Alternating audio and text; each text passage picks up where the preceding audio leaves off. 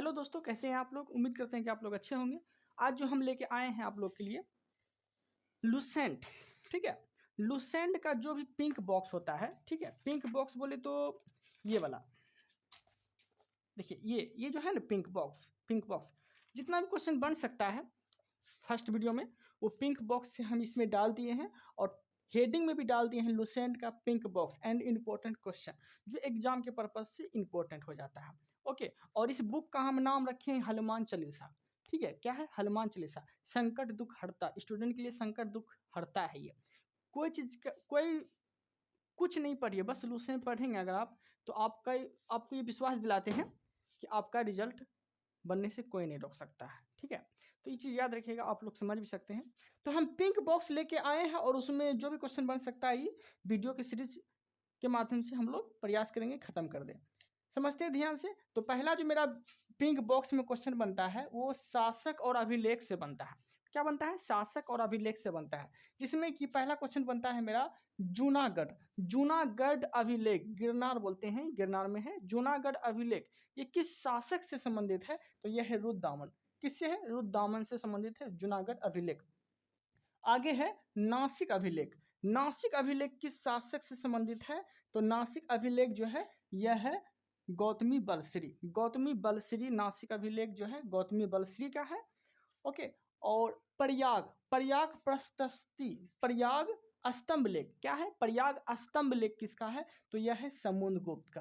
प्रयाग स्तंभ लेख किसका है? तो समुद्रगुप्त का है। भारत का नेपोलियन भी समुद्रगुप्त को बोलते हैं, इस चीज याद रखिएगा।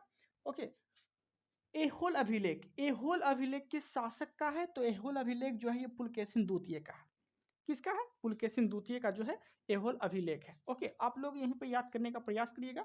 ओके, आगे है मंदसौर अभिलेख। मंदसौर अभिलेख किसका है? तो मंदसौर अभिलेख जो है यह है मालवा नरेश यशोवर्मन का।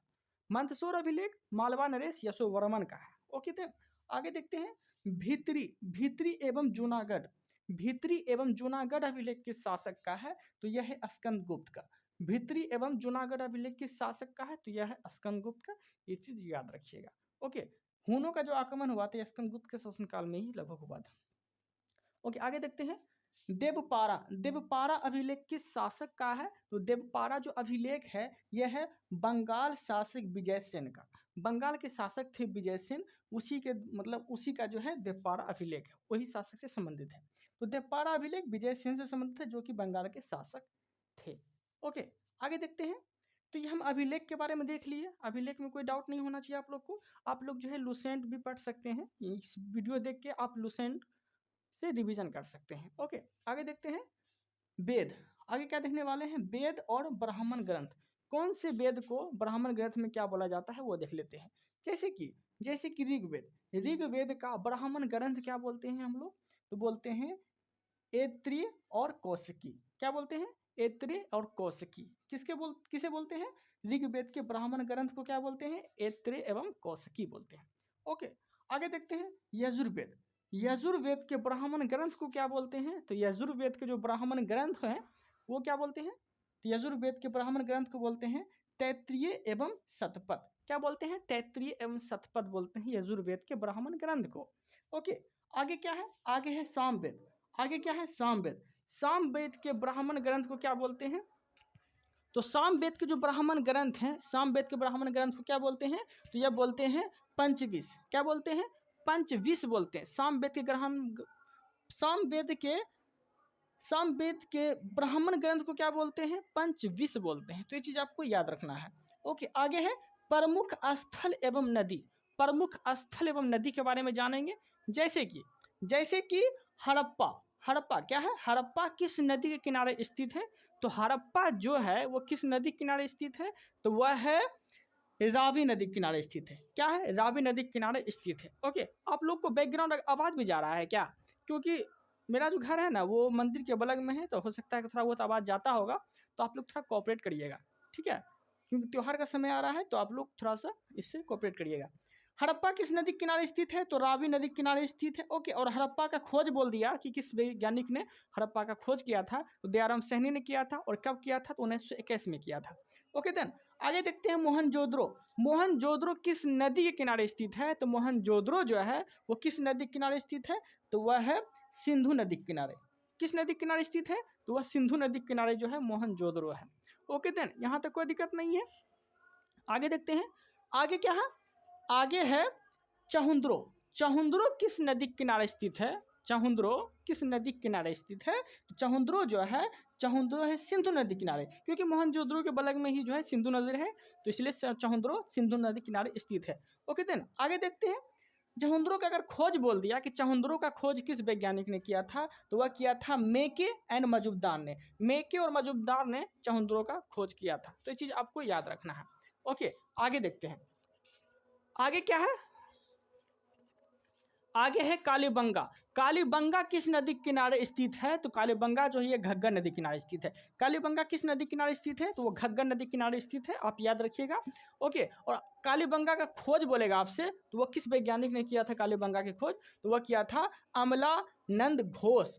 कब किया था? तो 1951 में किया था कालीबंगा की खोज अमलानंद घोष। कब किया था? 1951 में। और बीके थापर कब किया था कालीबंगा की खोज? तो 1961 में किया था।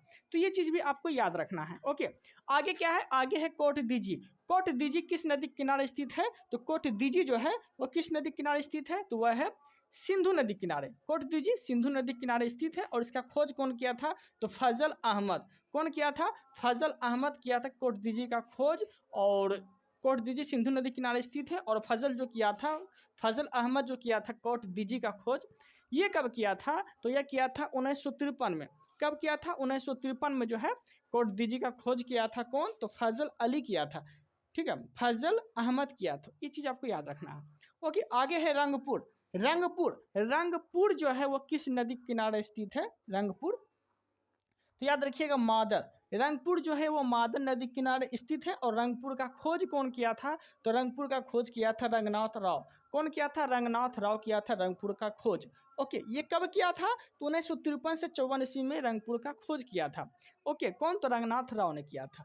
ओके देन, आगे है भोगवा। भोगवा, भोगवा, भोगवा जो है, भोगवा किस नदी के किनारे स्थित है? तो भोगवा जो है वो लोथल नदी के किनारे स्थित है। ये चीज आपको याद रखना है। भोगवा लोथल नदी के किनारे स्थित है। ओके, और इसका खोज कौन किया था? तो यह किया था रंगनाथ राव। लोथल नदी का खोज कौन किया था? मतलब लोथल का खोज कौन किया था? तो रंगनाथ राव किया था। कब किया था? तो 1954 में किया था। कब किया था? 1954 में किया था लोथल का खोज। ओके, कौन किया था? तो रंगनाथ राव किया था। ओके, आगे है आलमगीरपुर। आलमगीरपुर, तो आलमगीरपुर जो है वो हिंडन नदी के किनारे स्थित है। किस नदी के किनारे स्थित है आलमगीरपुर? तो आलमगीरपुर जो है वो हिंडन नदी के किनारे स्थित है। ये चीज़ आपको याद रखना है। और आलमगीरपुर का अगर खोज बोल दिया किस वैज्ञानिक ने किया था, तो वह किया था जगदत्त शर्मा। कौन किया था? जगदत्त शर्मा किया था आलमगीरपुर की खोज। ओके, कब किया था? 1958 में किया था। कब किया था? 1958 में किया था। ओके देन, आगे आगे क्या है? बनवाली। बनवाली जो है किस नदी के किनारे स्थित है? बनवाली रंगोई नदी के किनारे स्थित है। और इसका खोज कौन किया था? तो ये मतलब उत्खनन करता कौन है इसके? तो रविंद्र सिंह बिष्ट ने किया था। रविंद्र सिंह बिष्ट ने किया था। पहली बार उत्खनन बोलिए या फिर खोज करता बोलिए, क्योंकि पहली बार जो खोदेगा वही ना खोजेगा, तो ये चीज़ भी आपको याद रखना है। ओके, तो बनवाली का खोज कौन किया था? तो वह किया था रविंद्र सिंह बिष्ट। कब किया था? 1974 में किया था। कब किया था? बनवाली की खोज रंगोई नदी किनारे स्थित है, और ये इसका खोज कौन किया था? तो रविंद्र सिंह किया था बिष्ट। कब? तो 1974 में किया था। ओके, आगे है धौलावीरा। धौलावीरा किस नदी के किनारे स्थित है? तो लूनी नदी के किनारे स्थित है। लूली नदी के किनारे स्थित है धौलावीरा, क्योंकि राजस्थान में लगा पड़ता है। और यह जो है इसका खोज कौन किया था? तो जेपी जोशी, रविंद्र सिंह बिष्ट ने किया था। जेपी जोशी और रविंद्र सिंह बिष्ट ने किया था। आगे है सिंधु काल में विदेशी व्यापार। सिंधु काल में जो विदेशी व्यापार होते थे, किस धातु के, किस खनिज के होते थे, वो सारा चीज देख लेते हैं। ओके, जैसे कि तांबा के लिए कौन सा प्रसिद्ध था? तो तांबा के लिए जो है खेतरी प्रसिद्ध था। अभी भी राजस्थान में पड़ता है खेतरी, ये काम तांबा के लिए प्रसिद्ध है। तो तांबा के लिए खेतरी प्रसिद्ध था। सिंधु घाटी काल में विदेशी व्यापार जो हुआ करते थे, तांबा के लिए कौन सा प्रसिद्ध था? तो खेतरी प्रसिद्ध था। बलूचिस्तान प्रसिद्ध था। ओमान प्रसिद्ध था तांबा के लिए। तो चीज आपको याद रखना है। ओके, चांदी के लिए कौन प्रसिद्ध था? चांदी के लिए प्रसिद्ध जो था वह था अफगानिस्तान। अफगानिस्तान और ईरान, अफगानिस्तान और ईरान जो है चांदी के लिए प्रसिद्ध था।